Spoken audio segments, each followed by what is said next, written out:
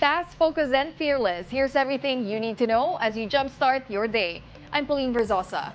President Bongbong Marcos has signed the 2025 national budget, but he vetoed some parts of it. The president did not approve over 194 billion pesos of the proposal approved by the bicameral committee.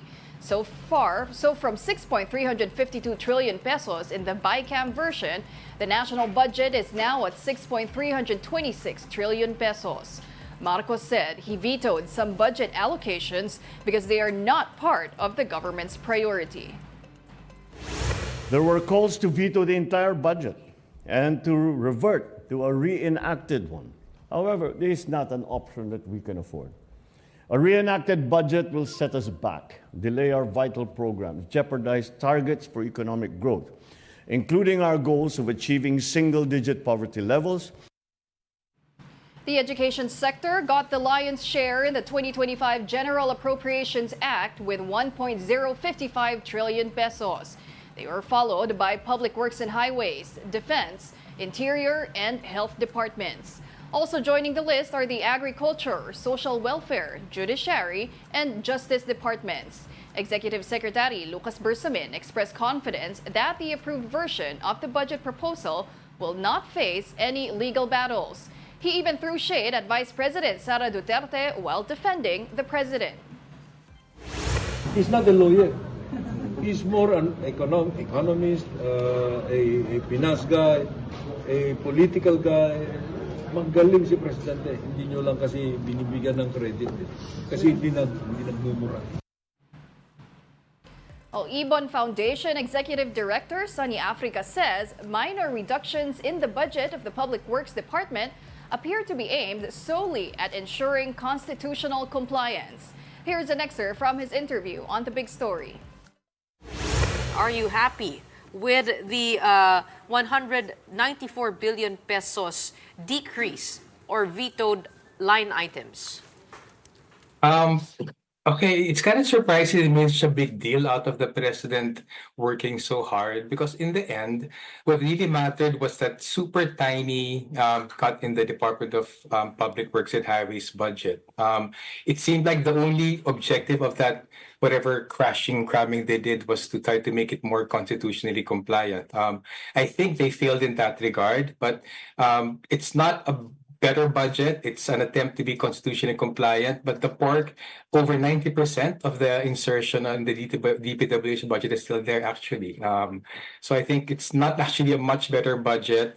It was damage control. I think they just want to get out of the way so that all the politicians can start campaigning properly in the first quarter. They should have spent more time on a proper budget rather than rush it the way they did.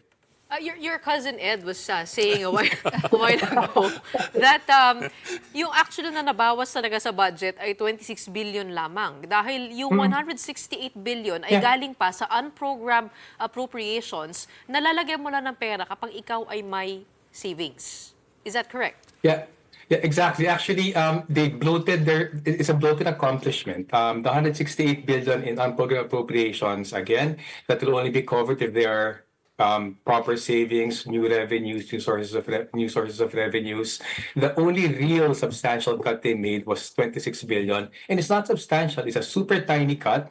26 billion is less than 10% of the 289 billion that they inserted. So basically, pork was kept. It was just basically an effort to try to squeeze in to try to squeeze the DPWH budget, so it's not so obviously a pro-infrastructure budget. But I think our point is, even if they added all of the major education sectors, agencies, SECs, TESDA, CHED, and the DepEd. Actually, if you add all the infrastructure agencies, DPWH, DOTR, and Department of Energy, infrastructure does still get the biggest share of the budget. And I think that is something that can be questioned. There are no hard and fast rules into what's defined as infrastructure, and actually what's defined as education. But I think it can still be questioned that not just this administration's final budget, but even the president's budget submitted in July, but actually most budgets submitted since at least the end of the Aquino administration have violated the constitutional provision on the highest priority being given to education. Now, meantime, the trust ratings of President Bongbong Marcos and Vice President Sara Duterte continue to decline based on the latest Social Weather Station survey.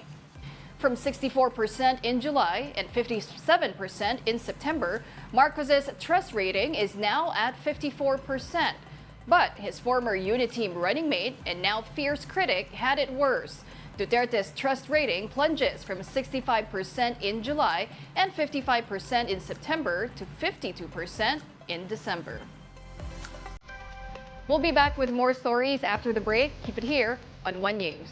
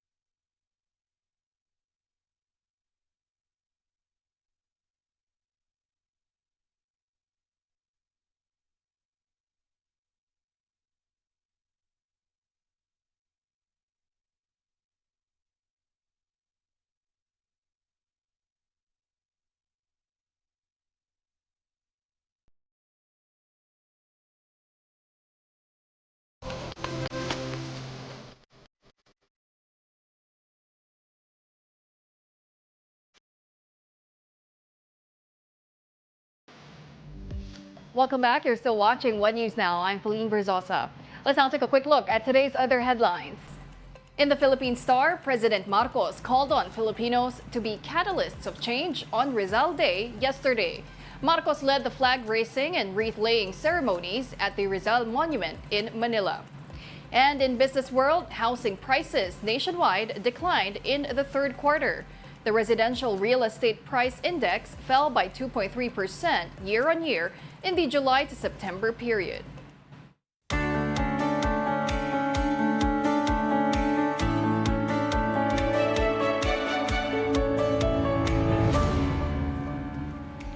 Now, South Korea has started its investigation into the cause of a plane crash that claimed the lives of 179 people. The direct cause of the crash was the malfunction of the landing gear, but the specific reason is still being determined. Earlier reports suggest that the aircraft may have suffered a bird strike, but the link remains unclear. The passenger airplane crashed while landing at the Muan International Airport in the southwest of South Korea on Sunday. The accident marks the worst air disaster in the country in decades after 66 people were killed in a plane crash back in 1993. A former U.S. President, Jimmy Carter, has died at the age of 100. The Democrat served as the 39th President of the United States from 1977 to 1981. Despite facing numerous criticisms during his term, Carter left a legacy of humanitarian works after he left the White House. President Bongbong Marcos paid tribute to Carter. In a statement, PBBM described the former U.S. president as a humanitarian who practiced what he preached. He also said that Carter fought for universal values embraced by everyone, including Filipinos. Meanwhile, actor Piolo Pascual made another surprise appearance in a block screening of his Metro Manila Film Festival entry, The Kingdom, in San Fernando, Pampanga. Mobile journalist Ivan Tarinque has that report. Hindi lang sa Metro Manila nararamdaman ang excitement. Hanggang sa Pampanga, ramdam din ang buhos na excitement para sa Metro Manila Film Festival's second Best Picture na The Kingdom. The energy was electric as The Kingdom took over SM Calabastagan in San Fernando, Pampanga. The crowd burst into applause right after the movie ended, making last night's block screening a truly memorable event. And the highlight of the evening, a surprise appearance by none other than Piolo Pascual. Fans were over the moon as soon as the heartthrob arrived. Kasi napaka-personal na relationship. Piolo shared his excitement about the film, calling it just the beginning of something even bigger. Actually, this is a prelude to something bigger. We're just really happy because it's got the attention and the acclaim that it really wanted. So, simula pa lang to. The Kingdom is an action drama that captures hearts and minds with its unique and unforgettable storyline. This is why many fans who watched the movie no longer doubt why it won awards during the MMFF Kabinang Parangal last December 27. Actually, it's unique compared to other movies. It's my first time to watch this kind of movie. Mapapanood ang groundbreaking film na The Kingdom sa mga sinihan hanggang January 7. And those are the top stories of the hour. Join us later at 9 a.m. as we continue to monitor the day's biggest stories. I'm Pauline Verzosa. We are One News.